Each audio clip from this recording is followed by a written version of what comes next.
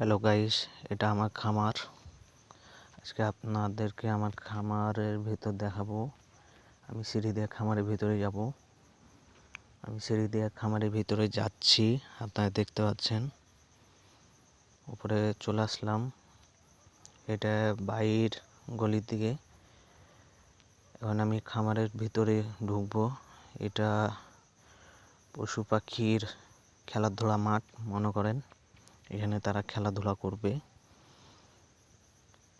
কি সুন্দর একটা পরিবেশ আপনারা দেখতে পাচ্ছেন। আমি এখন ভিতরে যাব।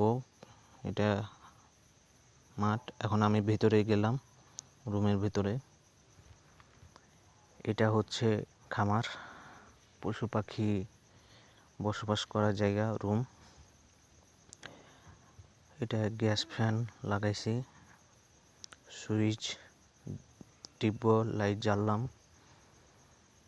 এখন আপনাকে দেখাবো কি সুন্দর একটা, তাই না?